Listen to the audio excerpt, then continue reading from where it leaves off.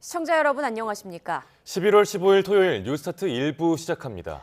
지난 7월 이후 석 달 넘게 계속되던 미국과의 관세와 안보 협상이 최종 마무리됐습니다. 이재명 대통령이 직접 합의 내용을 발표하면서 새로운 한미동맹 르네상스의 문이 활짝 열렸다고 평가했습니다. 먼저 홍민기 기자입니다. 예정이 없던 기자회견에 나선 이재명 대통령이 한미 관세 안보 협상 관련 공동 설명 자료, 조인트 팩트시트를 직접 발표했습니다. 지난 7월 30일 양국이 큰 틀에서 3,500억 달러 규모의 대미 투자액을 합의한 뒤 108일 만에 협상이 마무리된 겁니다. 이로써 우리 경제와 안보의 최대 변수 가운데 하나였던 한미 무역 통상 협상 및 안보 협의가 최종적으로 타결됐습니다. 대통령실 내부에선 애초 협상에 참여했던 위성락 국가안보실장과 김용범 정책실장이 팩트시트를 발표하는 방안도 논의됐지만 한미 협상을 완전히 마무리 지었다는 점을 강조하기 위해 이 대통령이 나선 것으로 전해졌습니다. 이 대통령의 발표와 함께 한미 양국은 조인트 팩트시트를 대통령실과 백악관 홈페이지를 통해 나란히 공개했습니다. 우리말로 발표된 6쪽 분량 팩트시트에는 1,500억 달러 규모 조선산업 투자, 반도체 분야 최애국 대우 등 핵심 산업 재건 방안이 담겼습니다. 안보 분야에선 전자권 전환을 위한 협력과 한국의 우라늄 농축에 대한 미국의 지지를 명시하고 한국의 핵 추진 잠수함 건조에 미국의 연료 조달 협력을 약속하는 내용도 포함됐습니다. 이 대통령은 이번 합의로 한미 동맹이 안보를 넘어 경제 첨단 기술까지 포괄하는 미래형 전략적 포괄 동맹으로 발전하게 됐다고 평가했습니다. 한미 양국이 함께 윈윈하는 한미 동맹 르네상스의 문이 활짝 열렸습니다. 이 대통령은 다만 이번 합의는 끝이 아니라 새로운 시작일 뿐 국제사회의 총성 없는 전쟁은 계속될 거라고 말했습니다. 이와 함께 국익 중심의 실용 외교 기조를 이어나가겠다는 뜻도 거듭 강조했습니다. YTN 홍민기입니다. 위성락 국가안보실장은 한미협상 공동 설명 자료에 명시된 한국의 핵 추진 잠수함은 우리나라에서 건조하는 것을 전제로 논의가 이루어졌다고 밝혔습니다. 위 실장은 어제 브리핑에서 한미 정상의 논의는 처음부터 끝까지 한국에서 핵 잠수함을 건조하는 것을 전제로 진행됐고 미국에서 건조하는 방안은 거론되지 않았다고 설명했습니다. 그러면서 위성락 대통령실 국가안보실장은 우리의 핵 추진 잠수함 도입 문제에 대해 주변 나라들이 문제를 제기하긴 어렵다고 밝혔습니다. 위 실장은 어제 브리핑에서 우리가 핵잠을 가지려는 건 기본적으로 북한에 대한 대응 차원, 억지력 차원이라며 이같이 말했습니다. 팩트시트가 발표된 뒤 한미 국방장관은 지난 4일 열렸던 안보협의회의 SCM에서 합의된 공동성명을 발표했습니다. 양측은 성명에서 한미 간 전시작전권 전환에 필요한 3단계 조건 가운데 2단계 검증을 내년에 추진하고 조건 충족에 속도를 내기 위한 로드맵을 발전시켜 나가기로 뜻을 모았습니다. 이재명 대통령은 한미 관세 협상이 최종 합의에 이르기까지 난관이 많았다며 우리에겐 버티기가 최대 무기였다고 털어놨습니다. 향후 중국과의 관계 발전도 언급하며 국제사회에는 영원한 적도 친구도 없고 국익만이 영원하다고 강조했습니다. 이어서 정인용 기자입니다. 지난 7월 말 1차 협상 이후 석 달 반 만에 한미 관세 협상을 마무리한 이재명 대통령은 그간 국익 훼손 우려가 컸다고 말했습니다. 최종 합의문을 작성하는 과정에서 미국이 여러 다른 의견을 제시해왔다는 겁니다. 하지만 대한민국 운명을 좌우할 중요한 사안인 만큼 소홀히 할 수 없었다고 설명했습니다. 그런 세부 내용 정리, 아주 미세한 분야까지 치열한 논쟁이 있었다라는 점을 말씀드립니다. 특히 국내에서 정치적 입장이 다르다는 이유로 한 목소리를 내지 않고 마치 협상 상대인 것처럼 신속하게 합의하라고 압박한 게 힘들었다고 토로했습니다. 버티는 게 우리의 유일한 힘이었다며 협상에 실패하길 기다려 공격하려는 것 같은 부당한 압력은 없어졌으면 좋겠다고 당부했습니다. 어쩔 수 없이 손실을 최소화해야 되는 그런 일종의 비자발적 협상을 해야 되는 그런 상황에서는 우리가 가진 최대의 무기는 버티는 겁니다. 이 대통령은 국제사회는 영원한 적도 친구도 없다며 중국과의 관계도 강조했습니다. 국익 중심의 실용외교 의지를 재차 내비친 건데 우리 핵추진 잠수함 도입과 미 해군 함정 건조 등 한미 안보 합의에 따른 중국 반발을 염두에 둔 거란 해석도 나옵니다. 실제로 중국은 우리 핵잠 도입 의지에 곧바로 우려를 제기했는데 대통령실은 대북 억지력 차원이라며 주변국이 문제 제기할 사안이 아니라고 선을 그었습니다. 일단 큰 산은 넘었지만 향후 한미가 합의한 사항을 이행하는 과정에서 한중 관계 관리는 이 대통령 실용 외교의 최대 난제가 될 거란 전망이 나옵니다. YTN 정인용입니다. 한미 관세 협상이 최종 마무리되면서 그동안 소갈이했던 기업들은 일제히 환영의 뜻을 나타냈습니다. 관세 협상 명문화로 기업들의 불확실성은 어느 정도 해소됐지만 여전히 남은 과제도 있습니다. 최하영 기자가 보도합니다. 한미 관세 협상이 종지부를 찍으면서 그동안 마음 졸였던 국내 기업들은 진짜 한시름 놓게 됐습니다. 지난 4월부터 미국의 자동차 관세 25% 부과로 수익성에 타격을 입은 현대차 그룹은 정부 노력에 감사를 전했습니다. 이어 관세 영향을 최소화하기 위해 다각적 방안을 추진하고 내실을 다져나가겠다고 강조했습니다. 협상 타결의 1등 공신인 조선업계 역시 정부 노력에 감사를 표하며 한미 조선협력 사업인 마스가의 전폭적 지원을 약속했습니다. 미국 관세 사정권에 놓인 반도체와 의약업계도 일단 한숨 돌렸습니다. 의약품에 대해서 고율의 관세 부과를 예고를 해서 기업들이 이제 굉장히 좀 우려가 높은 상황이었거든요. 이런 불확실성을 제거해서 다행이라고 생각을 하고 있고. 다만 아직 숙제도 남아 있습니다. 자동차 관세가 15%로 내려가긴 하지만 없던 관세가 생긴 만큼 여전히 부담이 남아 있습니다. 더욱이 일본산 자동차를 상대로 누렸던 2.5% 가격 우위도 사라져 앞으로 경쟁은 더욱 치열해질 전망입니다.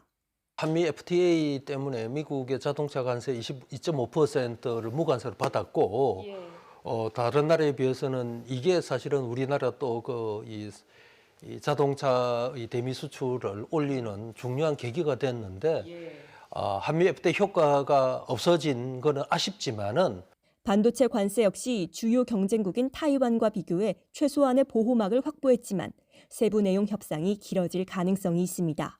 대만도 아직 결정을 안 했다고 들었고요. 그다음에 이제 중국과하고의 이제 관계가 있기 때문에 어떤 수준이 적정선인가에 대해서는 계속 고민이 될 수밖에 없다라는 거죠. 또 앞으로도 이런 비합리적인 협상이 반복될 수 있는 만큼 통상 불확실성에 맞서야 하는 정부와 기업의 어깨도 무거워졌습니다. YTN 최하영입니다. 한미 협상 결과물인 공동 설명 자료 조인트 팩트시트의 외환 시장 안정 합의가 명문화되면서 환일 관련 우려를 덜게 됐습니다. 공개된 팩트시트에는 외환 시장 안정이란 항목 아래 한미 양국이 한국 외환 시장 안정에 미칠 잠재적 영향에 대해 충분히 논의했다면서 시장 불안을 야기해선 안 된다는데 상호 이해에 도달했다고 적혀 있습니다. 팽팽한 줄다리기 끝에 한미 관세 협상 팩트시트가 전격 발표되자 정치권의 반응은 엇갈렸습니다. 더불어민주당은 국익 중심 실용 외교의 결실이자 모범 답안이라고 호평했고 국민의힘은 미국만 이득을 보는 백지 시트라고 깎아내렸습니다. 황보혜경 기자입니다.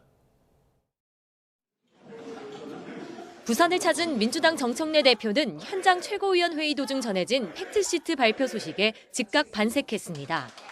내란이란 악조건 속에 출범한 이재명 정부가 에이펙에 이어 한미 관세 협상까지 역대급 성공을 거두었다며 대통령에게 공을 돌렸습니다. 오로지 국익적 관점에서 뚝심 있게 이재명 대통령께서 트럼프 대통령과 협상을 잘 해주셨기 때문이다. 민주당은 한미동맹을 미래형 전략동맹으로 격상시킨 역사적 전환점이라며 국익을 지켜낸 모범 답안이란 극찬을 아끼지 않았습니다.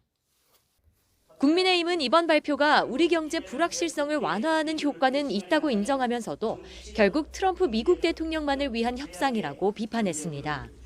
대장동 항소 포기 논란을 덮기 위해 정부가 성급하게 발표한 것 아니냐며 공세 고삐를 바짝 조였습니다. 팩트시트가 아니라 백지 시트였습니다. 심지어 대장동 의혹을 덮기 위해 급박하게 준비했다는 느낌마저 드는 핵 추진 잠수함 건조 공식 추진을 두고도 여야 시각차는 뚜렷했습니다. 국회 외통위에서 여당은 수십 년 수건 사업을 해결한 굉장한 성과라며 호평했지만 야당은 잠수함 국내 건조 명시가 빠졌다는 점을 부각하며 치밀한 세부 협상을 주문했습니다. 지난 30년간 지속적으로 뭔가 해보려고 하다가 못했던 사항들을 이번에 이재명 정부에서 매듭을 지은 겁니다. 필리조선소에서부터 시작을 만약에 한다면 저는 핵추진 잠수함 10년 후에도 만들 수 없다, 그렇게 확신하고 있습니다. 국회 차원의 후속 지원을 두고 민주당은 특별법 제정을, 국민의힘은 비준 동의를 주장하고 있습니다. 모두 국익을 앞세우고 있지만 아직은 입장차가 커 보입니다. YTN 황보혜경입니다. 울산 화력발전소 붕괴 사고 8일 만에 실종자 전원이 수습됐습니다. 소방당국은 어젯밤 10시쯤 보일러타워 5호기 잔해에서 마지막 매몰자를 구조했고 최종 사망 판정이 내려졌다고 밝혔습니다. 중앙사고수습본부는 오늘 오전 10시 이번 사고와 관련해 최종 브리핑을 진행할 예정입니다. 그제 오전 부천 제1시장에서 트럭 돌진 사고로 21명의 사상자를 낸 60대 운전자에 대해 경찰이 구속영장을 신청했습니다. 경찰은 차량 안 블랙박스 영상에서 운전자가 브레이크가 아닌 가속 페달을 밟는 모습을 확인했다고 밝혔습니다. 이현정 기자가 보도합니다. 손님 2명이 숨지는 등 21명의 사상자가 발생한 부천 제1시장 트럭 돌진 사고 원인을 두고 급발진 등 다양한 추측이 나왔습니다. 그런데 경찰 조사 결과 A씨는 사고 당시 브레이크가 아닌 가속 페달을 밟은 것으로 블랙박스 영상을 통해 확인됐습니다. A씨는 돌진 전 후진하다가 가판대와 부딪힌 후 차에서 내리며 기어를 잘못 놔 차량이 전진하자 급하게 차량에 올랐고 이때 브레이크 대신 페달을 밟았다는 겁니다. A씨도 관련 혐의를 인정했고 경찰은 다수 사상자가 발생한 만큼 사안의 중대성을 고려해 구속영장을 신청했습니다. 사고 원인 조사가 본격화하고 있는 가운데 시장은 여파가 여전했습니다. 찌그러진 조리용 기계들이 나와 있고 자전거도 휘어진 채 서 있습니다. 일부 상점은 영업도 중단되는 등 시장 곳곳엔 사고 흔적이 남았습니다. 아침부터 잔해를 치우며 진땀을 뺀 상인들은 여전히 불안을 호소합니다. 저희 가게가 완전히 엉망이 다 돼 있었고 저희 직원이 바닥에 쓰러져 있었어요. 뭐 장사는 둘째치고 그래도 사람이 다쳤으니까 그게 제일 안타깝죠.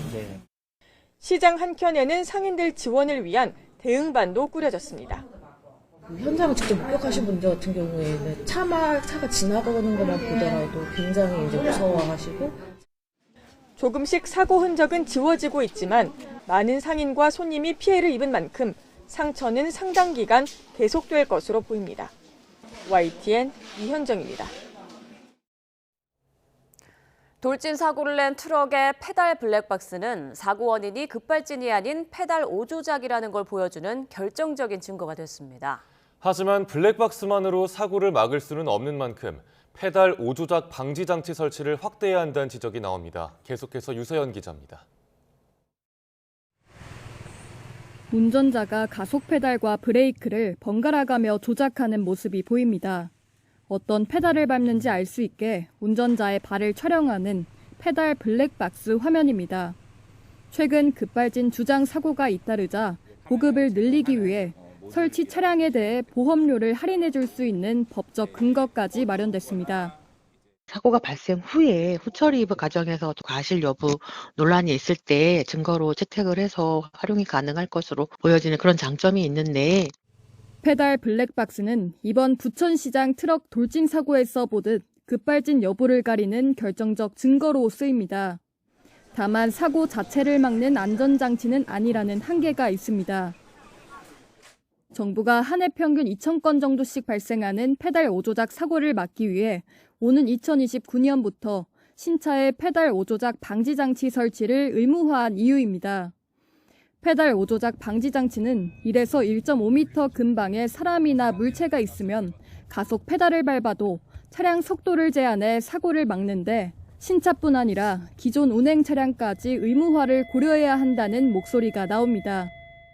자동차 평균 수명은 10년이 넘기 때문에 사각지대가 존재할 수밖에 없거든요. 정부 차원의 적극적인 제도 도입이 필요한 시점이라고 볼 수 있습니다.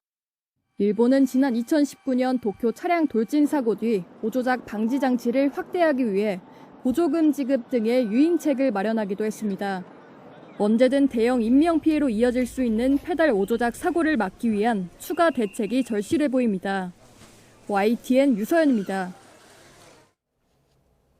어제 공식 퇴임한 노만석 검찰총장 직무대행이 이번 항소포기 사태와 관련해 추진되고 있는 검사 징계 논의를 멈춰달라고 촉구했습니다. 노 대행은 퇴임사를 통해 최근 일련의 상황과 관련해 검찰의 미래를 생각하는 마음으로 물러나는 만큼 일각에서 제기되는 검사들에 대한 징계 등 논의를 부디 멈춰달라고 밝혔습니다.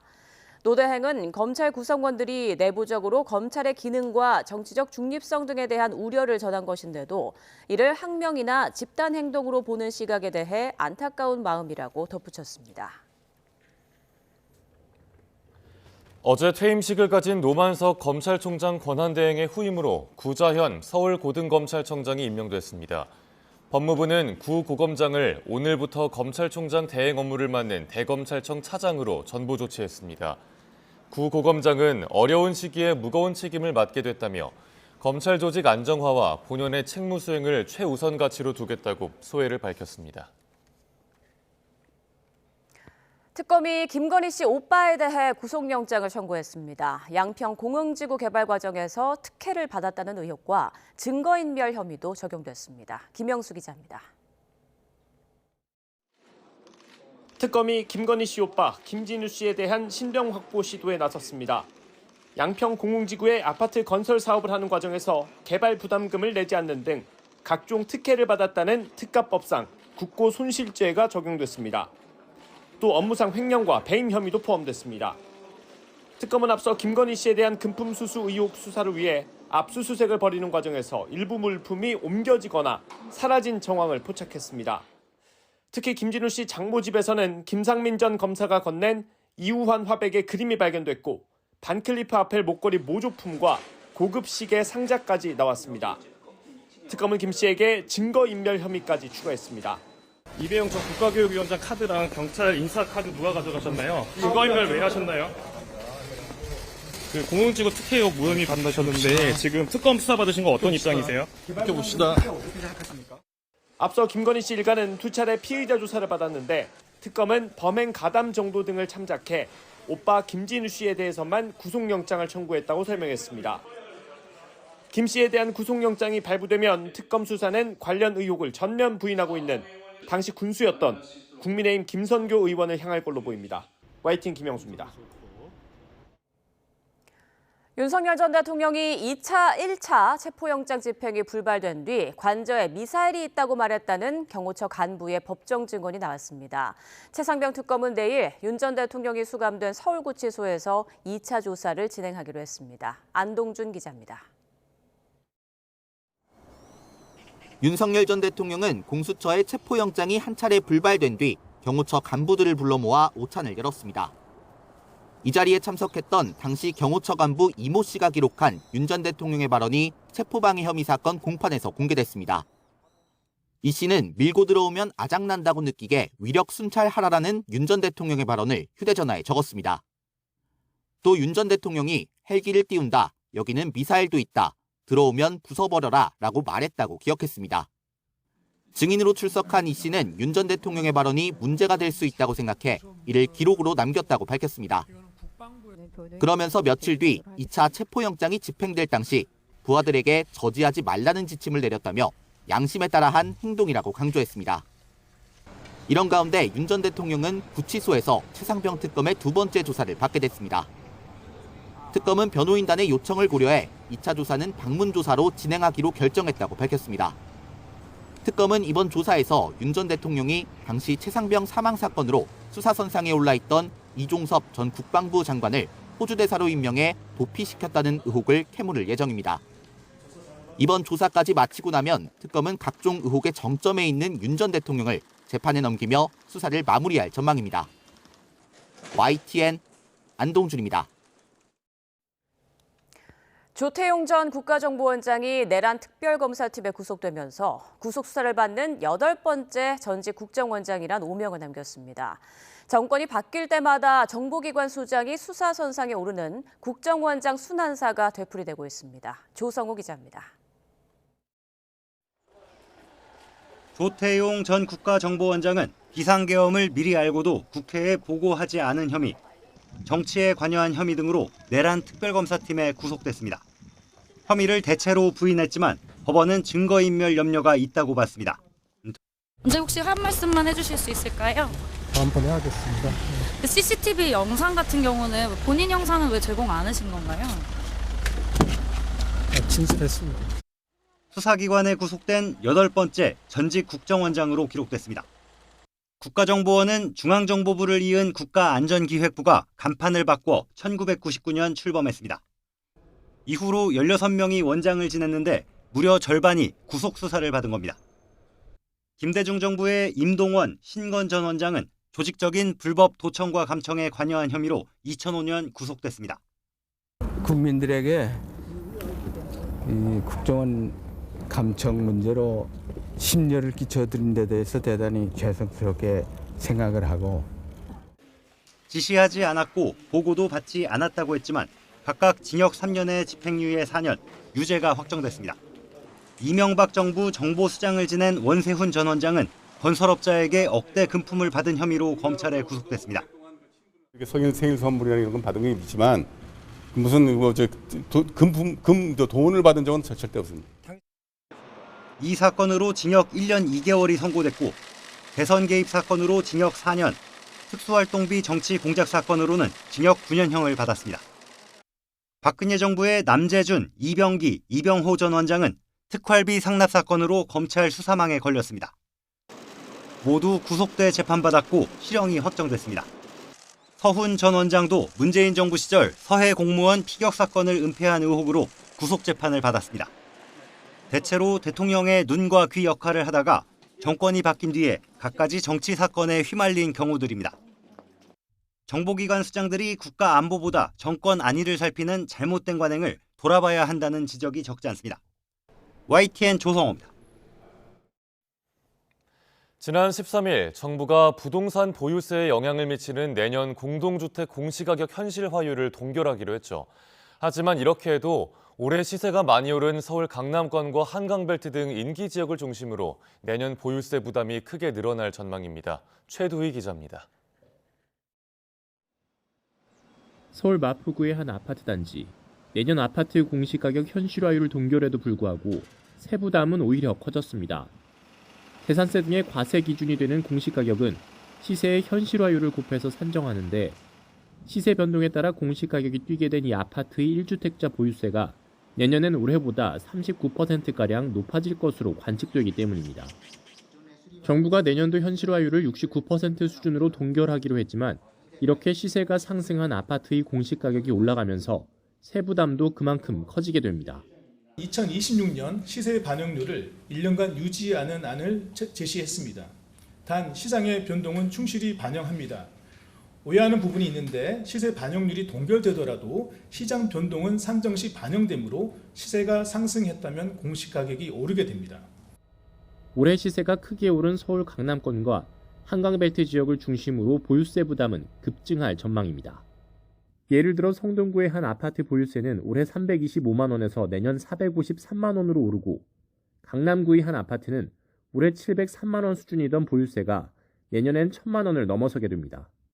지역에 따라서는 단지별로 법정 한도인 150%, 실제 납부하는 금액을 기준으로 하더라도 전년 대비해서 30에서 40% 정도까지 더 늘어나는 곳이 다수 있을 것으로 보이고요. 반면 집값 상승폭이 크지 않았던 서울 외곽 지역의 보유세는 평균 10에서 15% 정도 늘어날 것으로 보여 지역별로 세부담에 대한 온도차도 뚜렷해질 전망입니다. 정부의 최종 공시가격은 내년 4월쯤 확정됩니다. YTN 최두입니다. 수능 시험이 끝난 이후 수시와 정시 과정을 앞두고 열린 입시 설명회에는 많은 학부모와 학생들이 몰렸습니다. 전체적으로 수능이 어려웠다는 평가가 나오고 있는 상황에서 최적의 선택이 무엇일지를 두고 본격적인 눈치 싸움이 시작됐습니다. 김주영 기자가 보도합니다. 서울에서 열린 한 입시 설명회장 앞에 줄이 길게 늘어서 있습니다. 1,000석 가까운 자리가 모자라 학부모와 수험생들은 바닥에 앉아서까지 발표에 집중합니다. 올해 처음 나온 입시학원의 등급 예상표를 펼쳐보고는 가채점 점수와 희망학교의 등급을 꼼꼼히 비교해봅니다. 어디에다 점수를 주느냐에 따라서 이과 학생이 그냥 이과로 갈까, 이과 학생이 문과로 갈까, 사탐 선택이 정말 잘했는지 이거는 아직까지는 판단 못할 수도 있습니다. 지난해보다 전반적으로 어려웠다는 평가가 나오는 만큼 어떤 전략을 세워야 할지 고민은 더 깊어집니다. 정시 쪽에 좀 관심이 더 많은 것 같아요. 조금 더 고려할 사항이 많다고 느껴지는 것 같아요. 문과 아이거든요. 그래서 어느 정도 라인으로 해서 들어갈 수 있는지 아이가 어렵다고 이번 시험 너무 어려웠다 하더라고요. 자연계 학생들까지 사회탐구 시험으로 몰리는 이른바 사탐론이 입시에 어떤 영향을 줄지도 관심사입니다. 경쟁이 치열해질 수 있다는 문과 학생들이나 과탐 인원이 줄어 수능 최저 기준 인원수까지 줄어들 수 있다는 이과 학생들 모두 긴장할 수밖에 없습니다. 이번에 사탐론 때문에 자녀분들 좀 피해를 보시는... 봤죠.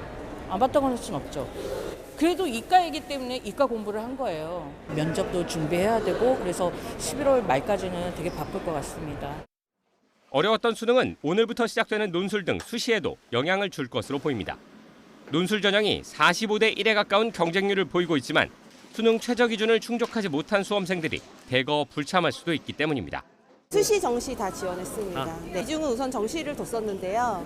점수가 생각보다 잘 안 나와서 지금 더 두고 봐야 될 것 같아요. 전문가들은 등급 컷 부근 점수대의 위치에 판단이 어려운 경우라면 일단 논술고사에 응시하는 것이 바람직하다고 조언하고 있습니다. 수시냐 정시냐, 안정지원이냐 소신지원이냐. 채점 결과가 나올 때까지 각 대학의 변환 표준 점수 방식이 공개되지 않는 가운데 대입을 향한 수험생들의 눈치 싸움은 계속될 전망입니다. YTN 김주영입니다. 캄보디아 내 한국인 범죄에 대응하기 위해 출범한 이른바 코리아 전담반이 곧 본격적인 활동에 착수합니다. 여전히 최소 1,000명 넘는 우리 국민이 범죄 단지에 남겨진 걸로 추정되는 가운데 국내 송환의 속도가 붙을지 주목됩니다. 부장원 기자입니다. 지난 10일 한국과 캄보디아 경찰이 공식 출범시킨 이른바 코리아 전담반 구성이 완료됐습니다. 경찰청은 최근 현지에 파견될 경찰관을 선발하고 내부 공지했습니다. 선발된 인원은 모두 7명으로 수사 경력을 중심으로 배치했고 포렌식과 사이버 분야 전문 인력도 포함됐습니다. 현지 경찰과 함께 근무하며 24시간 신고 대응과 피해자 구조, 수사, 피의자 송환 업무를 수행하게 됩니다. 이달 안에 캄보디아로 출국할 계획으로 일부 인원이 선발대로 도착해 공조 체계를 점검하고 활동을 준비하고 있습니다. 정부는 여전히 최소 1,000명 이상의 우리 국민이 자이든 타이든 캄보디아에서 범죄에 가담하고 있을 거로 추정합니다. 납치나 감금된 경우도 적지 않을 거로 보이는데 제대로 신고도 할 수 없는 데다 현지 경찰에 신고할 때 얼굴 사진이나 영상을 보내야 하는 등 절차가 까다로워 단서 확보에 한계가 컸습니다. 이번에 출범한 코리아 전담반은 단순 협조로 넘어 사건 접수 단계부터 참여하며 적극적으로 피해자 구출과 범죄자 검거에 나설 수 있게 됐습니다. 또 사이버 수사 경험이 풍부한 인원이 포함돼 우리 국민이 연루된 온라인 스캠 범죄 조직에 대한 추적과 수사에도 속도가 붙을 전망입니다. YTN 부장원입니다. 3년 전 강원도 속초로 현장 체험 학습을 갔던 초등학생이 주차하던 버스에 치여 숨진 사고가 있었습니다. 당시 학생들을 인솔했던 담임교사가 과실치사 혐의로 재판에 넘겨졌는데 항소심에서 교사직을 유지할 수 있게 감형을 받았습니다. 홍성욱 기자입니다. 지난 2022년 초등학교 현장 체험 학습 중 발생한 사고. 줄 맨 뒤쪽에 있던 학생을 버스가 들이받았고 학생은 끝내 숨졌습니다. 검찰은 인솔을 맡았던 담임교사와 보조교사 그리고 버스 운전자를 과실치사 혐의로 기소했습니다.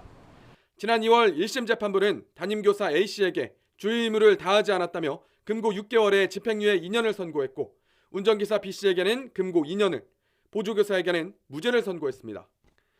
이후 9개월 만에 이뤄진 항소심 선고. 재판부는 A씨에게 원심 판결을 깨고 금고 6개월의 선고유예를 내렸습니다. 재판부는 주의 의무를 다하지 않아 학생이 숨지는 결과가 발생했지만 원인은 버스 운전자의 과실이 결합한 것이라며 A씨에게 전적으로 책임을 묻는 것은 과도하다고 설명했습니다. 이어 초범인 점과 유가족과 합의한 점을 유리한 사정으로 참작했다고 덧붙였습니다. 마찬가지로 운전기사 B씨도 원심을 파기하고 금고 2년에 집행유예 3년을 선고했고 보조교사는 원심과 같은 무죄를 선고했습니다. 교원단체들은 항소심 재판부의 판단으로 교사직을 유지하게 돼 다행이라면서도 여전히 현장 체험학습 중 사고가 반복되고 있어 근본적인 대책 마련이 필요하다고 입을 모았습니다. 제도적인 부분으로 보완을 하지 않으면은 여전히 현장 체험 학습에 대한 두려움은 학교 현장에 유지될 거라고 생각합니다. 앞선 1심에서 교사직을 유지할 수 없는 금고 이상의 형이 선고되자 일선 교사들이 현장 체험 학습을 기피하는 현상이 벌어지기도 했습니다. 항소심 재판부도 유죄를 인정했지만 담임 교사가 다시 교단으로 돌아갈 수 있도록 형을 감형해 선처했습니다. YTN 홍서욱입니다. 의사 명의를 빌려 사무장 병원 3곳을 불법 운영하며 다이어트 약 처방을 해온 일당이 경찰에 붙잡혔습니다. 약국과 제약회사로부터 리베이트를 챙기는 수법으로 5년 동안 21억 원가량을 챙긴 것으로 조사됐습니다. 조경원 기자입니다. 병원에 있는 의사에게 경찰이 압수수색 영장을 내보입니다. 다이어트 약을 전문적으로 처방해주는 곳으로 의사 명의를 빌려 불법으로 운영되는 이른바 사무장 병원입니다. 의료법 위반 등 해가지고 압수수색 영장 집행하는 겁니다. 의사 출신인 A씨 등은 지난 2020년 2월부터 다른 의사들을 바지 사장으로 내세워 서울에서 병원 3곳을 운영하기 시작했습니다. 다른 유명 병원의 다이어트 약 처방을 모방하거나 단기간에 큰 체중 감량 효과를 보이는 향정신의약품을 다량으로 처방해 환자를 끌어모으는 수법을 활용했습니다. 향정의약품 성분의 식욕 억제제를 일괄적으로 최대량 처방하여 그 결과 일부 부작용 환자들이 발생하기도 하였습니다. 각 병원에선 각자 건물에 있는 약국들과 처방전을 몰아주는 독점 계약을 맺었습니다. 그 대가로 약국 처방 수익의 절반을 리베이트로 챙겨 5년 동안 16억 원가량을 벌어들였습니다. 경찰에 적발되면서 문을 닫게 된 서울 강남에 위치한 사무장 병원입니다. 병원과 계약을 맺은 약국도 바로 아래층에 위치해 있는데 마찬가지로 폐업한 상태입니다. 또 특정 의약품을 계속 사용하는 대가로 제약사 도매상으로부터 챙긴 돈도 5억 원이 넘습니다. 병원을 운영한 일당과 사건에 연루된 약사 등 14명을 붙잡은 경찰은 이들의 범죄 수익 16억 원을 기소 전 추징 보전 조치했습니다. YTN 조경원입니다. 매달 100만 원을 주겠다며 SNS를 통해 대포 통장을 모집한 범죄단체 조직원들이 무더기로 경찰에 붙잡혔습니다. 은행에서 일하는 콜센터 직원까지 가담했는데 통장 안에 있는 범죄 자금을 빼낸 계좌 제공자는 직접 추적해 보복했습니다. 이수빈 기자입니다. 동영상 속 무릎을 꿇은 남성이 이발기를 들고 본인 머리카락을 밉니다. 해당 영상이 올라온 SNS에는 청테이프로 몸이 묶인 사람들 사진도 여럿 올라와 있습니다. 모두 대포 통장 유통 조직에 자신의 통장을 제공한 사람들로 통장에 들어온 조직의 범죄 자금을 썼다가 보복을 당한 겁니다. 산으로 끌고 가서 쇠파이프로 폭행을 하고 또 그 장면을 동영상으로 촬영을 해서 조직원이나 계좌 개설자들이 있는 텔레그램 채널에다가 올리기도 했고요. 이들 대포 통장 조직은 매달 100만 원을 주겠다며 통장 100여 개를 확보했습니다. 통장은 범죄자금 세탁 조직에 돈을 받고 넘겼는데 이때 통장에서 자금을 빼내 달아나면 직접 추적해 보복했습니다. 또 보이스피싱 등 범죄 피해 신고를 접수한 은행에서 대포 통장 거래를 정지할 경우를 대비해 관련 업무를 맡은 은행 콜센터 직원까지 포섭해 정보를 빼내는 치밀함도 보였습니다. 이들이 지난 2023년부터 3년여에 걸쳐 벌어들인 범죄 수익은 19억 원이 넘는 것으로 조사됐습니다. 수사에 나선 경찰은 조직원 59명을 붙잡아 7명을 구속했고 수익금 가운데 17억 5천여 원을 기소 전 추징 보전 신청했습니다. YTN 이수빈입니다. 러시아와 우크라이나의 휴전 협상이 교착 상태에 빠진 가운데 양측의 드론 공방이 격화하고 있습니다. 러시아는 우크라이나 수도 키이우에 대규모 공습에 나서 수십 명이 숨지거나 다쳤고 우크라이나는 러시아 에너지 시설 공격을 이어갔습니다. 런던 조수연 특파원입니다. 러시아가 우크라이나 수도 키이우에 있는 에너지 시설과 주택가를 폭격했습니다. 우크라이나를 향해 협상에 복귀하라고 경고한 지 하루 만에 대규모 공습에 나선 겁니다. 한밤중 잠을 자고 있던 주민들이 무방비 상태로 당해 사상자가 속출했습니다.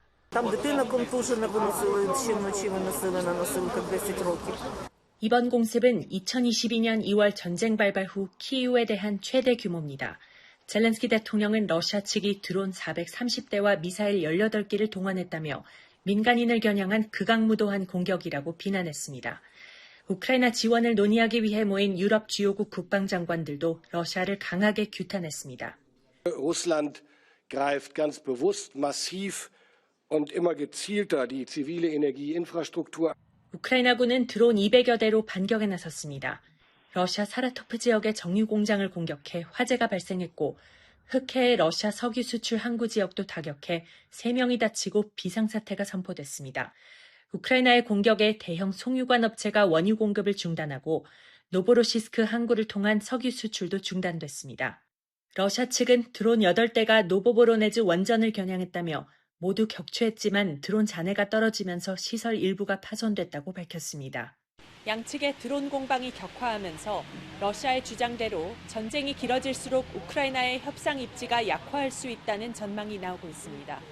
런던에서 YTN 조수연입니다. 미술관에 가서 그림을 보는 것만으로도 스트레스와 염증 수치를 낮춘다는 연구 결과가 나왔습니다. 미술관에서 그림을 본 사람들과 복제품을 본 사람들을 비교한 결과입니다. 한상욱 기자입니다. 킹스 칼리지 런던 연구팀이 18살부터 40살까지 성인 50명을 대상으로 미술관에서 유명한 작품 5점을 관람한 그룹과 미술관이 아닌 유사한 공간에서 복제품을 본 그룹을 비교 연구했습니다. 그랬더니 미술관에서 20분 동안 원본 그림을 보는 것만으로도 스트레스와 염증 지표가 낮아졌습니다. And then if you just really like stay with the piece, each piece, and then try to connect with it, and then you would feel like your body kind of like relaxing, and then your breathing is slowing down. 주요 스트레스 호르몬인 코르티솔 평균 수치가 미술관 그룹은 22% 줄었는데 복제품을 본 그룹은 8% 감소하는 데 그쳤습니다. 염증과 관련된 단백질 수치도 미술관 그룹은 30% 떨어졌는데 복제품 그룹은 변화가 없었습니다. So what happened was we showed that people, when they view the art in the gallery, they have this intense period of concentration and focus, so they get a mental alertness, but they also have a very, very calming effect. It has a very calming effect. So you do not have to know anything about art in order to get the benefits to your health, to your body of going into a gallery and seeing art. You don't have to have a degree, you don't have to know what you're looking at even. It's the same for everybody. 연구진은 다만 이번 실험이 소규모고 한 곳에서 이루어졌으며 단기 노출만을 테스트했다는 점에서 이런 급격한 변화가 건강과 웰빙의 지속적인 이점으로 이어지는지 평가하기 위해 더 크고 동료 심사를 거친 연구가 필요하다고 덧붙였습니다. YTN 한상욱입니다. 섬진강 권역의 전남 곡성에 대형 수상레포츠 관광단지 조성이 추진됩니다. 경정장을 포함해 조정과 카누 등 다양한 실내외 수상 체육시설이 들어설 예정인데요. 곡성군은 지역 소멸 위기 극복을 위해 정부의 허가를 강력하게 촉구하고 있습니다. 보도에 오선열 기자입니다. 수년째 정비 사업이 무산된 전남 곡성의 야산과 농경지입니다. 방치된 땅에 수상 레포츠 관광단지 조성이 추진됩니다. 크기만 35만 평, 축구장 150여 개 면적으로 주민 동의도 모두 마쳤습니다. 많은 일자리와 질 좋은 일자리를 만들고 또 우리 수입도 곡성군에 많이 올 거라고 생각해서 지금보다는 훨씬 나은 삶을 살 거라고 많이 기대하고 있습니다. 민간 투자 규모만 3,870억 원, 수상 스키와 카누 등 체육시설과 함께 워터파크와 리조트도 들어설 예정입니다. 핵심 시설인 경정장 설립을 위해 지난달 문화체육관광부에 경주 시행 허가도 신청했습니다. 경주류 경기장이 수도권과 영남에 집중되어 있습니다. 경정장을 포함해서 곡성 수상 레포츠타운 조성 사업이 성공리에 마쳐지게 되면 대략 20% 정도의 지방 세수 효과를 발휘할 수 있습니다. 곡성군은 수상 레포츠 단지를 통해 1,000억 원이 넘는 수익과 2,800여 명의 일자리가 생길 것으로 예상했습니다. 이와 함께 KTX와 SRT도 정차하는 만큼 지역 축제와 연계해 생활인구 유입도 기대하고 있습니다. 수상 레포츠 관광단지는 곡성을 지역 소멸 위기 지역이 아닌 살기 좋은 지방시대를 여는 마중물이 될 것이라 확신합니다. 반드시 곡성에 유치하여 호남권 최고의 수변 관광도시로 자리매김할 수 있도록 호남권 최초로 추진하는 수상 레포츠 관광단지가 지역 소멸 위기에 처한 곡성군의 새로운 돌파구가 될지 주목됩니다. YT의 노설입니다. 전남 화순의 제1경은 이서적벽입니다. 그래서 화순이 대표 특산물을 중심으로 적벽 마케팅을 본격화하고 있는데요. 생산자와 소비자가 어우러지는 적벽 축산물 한마당도 열렸습니다. 김범원 기자가 보도합니다. 전남 화순에서 처음으로 열린 적벽 축산물 할인 대전. 다소 쌀쌀한 날씨에도 긴 줄이 끝없이 이어집니다. 저 소고기랑 떡갈비랑 삼겹살 샀어요. 화순 소고기가 되게 유명한데 이런 기회로 싸게 접할 수 있어서 좋은 기회인 것 같아요. 시식 코너도 문전성시입니다. 화순 공기도 좋고 소 키우기에는 최적화된 곳이잖아요. 물도 깨끗하고 해서 그리고 품질도 좋고 1등급이잖아요, 화순이. 화순의 대표 절경인 적벽에서 따온 브랜드는 4년 전에 첫 선을 보인 한우부터 흑염소, 벌꿀에 합성 감미료를 전혀 쓰지 않은 천연 발효, 막걸리까지 선보였습니다. 원래 저희들이 화순 축협의 브랜드가 적벽 브랜드입니다. 쌀이 많이 남는 것을 보고 지역에 있는 쌀을 좀 활용할 수 있는 방법을 찾자 해서 저희들이 천연 발효를 시킨다는 이야기를 듣고 저희들이 막걸리 출시를 좀 해야 되겠다. 화순군은 지역 경제의 버팀목인 축산업의 발전과 축산인의 복지를 위해 행정과 재정적 지원을 아끼지 않을 예정입니다. 앞으로도 우리 군에서는 적벽 한우 브랜드 육성과 양목농가 지원, 축산 기자재 종합 물류센터 건립 등 여러 가지 일들을 잘 추진해서 여러분이 하시는 모든 일에 도움이 되도록 하겠습니다. YTN 김범환입니다.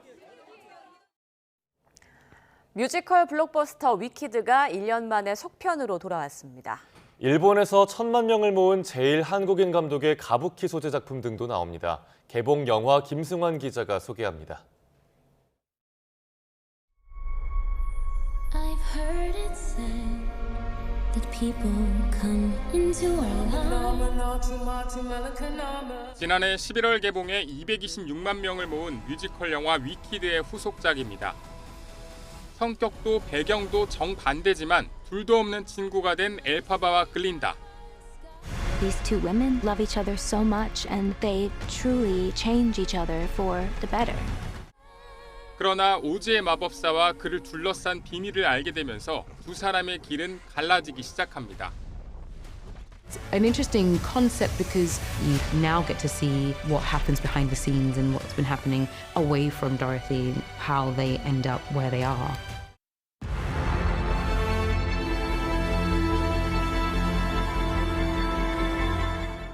명문 가부키 가문의 적자와 타고난 재능으로 주목받는 또 한 명의 배우. 평생 라이벌로 지낸 두 사람이 서로를 질투하고 의지하는 이야기입니다. 중국 경극을 다룬 패왕별이를 떠올리게 할 만큼 전통 예술과 무대를 집요하게 따라갑니다. 제일 한국인 감독 연출작으로 일본 박스오피스에서 역대 실사 영화 흥행 2위, 1,000만 관객을 넘었습니다. 歌舞伎が持っている特別な表現方法であったり魅力はしっかり学びたいと思っていましたし、それは言い換えると韓国の観客の皆さんにも必ず伝わるものだと思っています。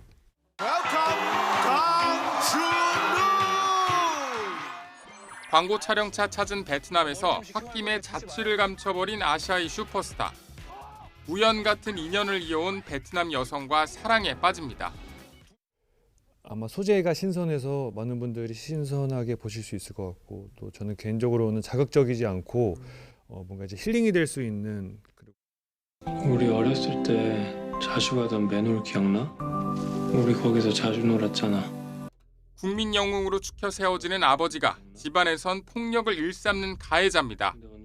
가슴 속에 원망을 쌓아온 10대 소녀는 돌이킬 수 없는 선택을 합니다. 내면의 상처와 인물 간 갈등, 요동치는 심리를 긴장감 있고 묵직하게 풀어냅니다. YTN 김승환입니다. 지난 3월에 문을 연 에스토니아 한국대사관에서 가야금과 해금의 선율이 어우러진 전통음악 연주회가 열렸습니다. 한인 인구가 많지 않은 에스토니아에서 열린 이번 공연은 현지 사회와 고려인 동포들에게 한국 전통 문화를 선보이는 뜻깊은 시간이 됐습니다. 김은진 리포터가 전해드립니다.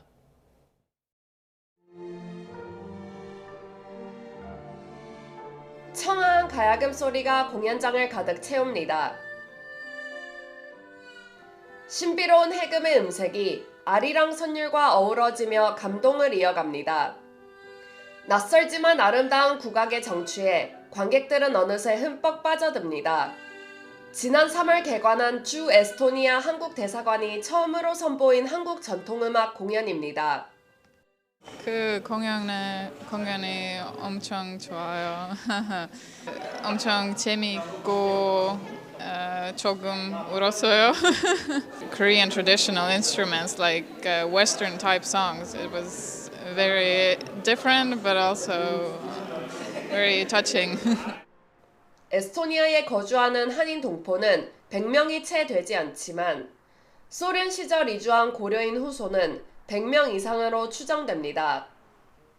한인 수가 적다 보니 한국 문화에 대한 인지도가 낮고 문화 공연을 접하기 어려웠던 게 현실인데요. 이런 상황에서 대사관이 직접 마련한 행사라 그 의미가 더욱 특별합니다. А сейчас мы уже все воочию видим, встречаемся и вместе ходим и в театры, и смотрим концерты, приезжают, привозят нам с Южной Кореи концерты вот эти, очень мы довольны, и, конечно, корейцы наши тоже прямо очень рады. 그동안 에스토니아 고려인 사회는 스스로 한글 학교를 운영하며 한민족 정체성을 지켜왔습니다. 앞으로도 대사관은 고려인 사회와 유대감을 갖고 지원을 이어갈 계획입니다. 그분들의 비중이나 역할을 고려해서 저희도 일반 우리 국적자 동포 외에도 고려인 동포와의 교류도 계속 강화해 나가려고 하고 있습니다. 에스토니아에 울려 퍼진 한국 전통 선율이 현지 사회와 고려인 동포들에게 한국을 되돌아보게 하는 계기가 되고 있습니다. YTN 월드 김은진입니다. 그린란드 의회가 외국인들에게 부동산 소유권을 제한하는 법안을 채택했다고 AFP 통신이 보도했습니다. 그린란드 의회는 현지 시간 13일 덴마크 국적자가 아닌 사람과 외국 회사는 영주권을 갖고 있거나 직전 2년 동안 그린란드에서 모든 세금을 납부한 경우에만 부동산이나 토지 이용권을 획득할 수 있도록 하는 법안을 통과시켰습니다. 이번 입법은 트럼프 미국 대통령이 그린란드에 눈독을 들이며 미국 투자자들 사이에서 그린란드의 부동산에 대한 관심이 높아진 데 대응하는 차원으로 해석된다고 AFP는 분석했습니다. 스위스가 미국에 2천억 달러, 약 291조 원을 투자하고 상호 관세를 현재 39%에서 15%로 낮추기로 합의했습니다. 스위스 정부는 현지 시간 14일 보도자료를 내고 미국과 이런 내용의 양해각서에 서명했다고 밝혔습니다. 스웨덴 수도 스톡홀름에서 시내버스가 정류장을 덮쳐 버스를 기다리던 시민 여러 명이 숨지거나 다쳤습니다.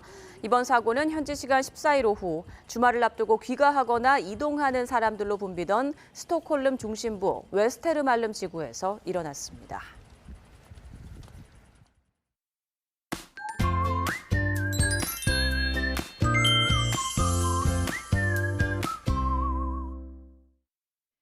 주말인 오늘 막바지 가을 느끼기 좋겠습니다. 큰 일교차만 유의하시면 되겠는데요. 현재 서울 기온은 4.9도로 쌀쌀하지만 낮에는 16도까지 올라서 예년보다 포근하겠습니다. 오늘 날은 맑겠지만 건조한 날씨에 강원 동해안을 중심으로는 건조주의보 내려져 있습니다. 바람까지 불어서 화재 위험이 높은 만큼 산불 조심해 주시길 바랍니다. 현재 기온 살펴봅니다. 현재 서울은 4.9도, 춘천, 영하 1.4도, 대구가 4.4도고요. 낮에는 서울이 16도를 비롯해 청주, 세종 16도, 대전과 전주, 창원 17도, 부산은 19도까지 오를 것으로 보입니다. 내일은 중부와 전북에 비가 내리겠는데요. 비가 내린 뒤 다음 주 초반에는 영하권 강추위가 찾아오겠고 서해안은 첫눈이 내릴 가능성도 있습니다. 날씨였습니다. 뉴스타트 1부 마칩니다. 잠시 후 2부가 이어집니다.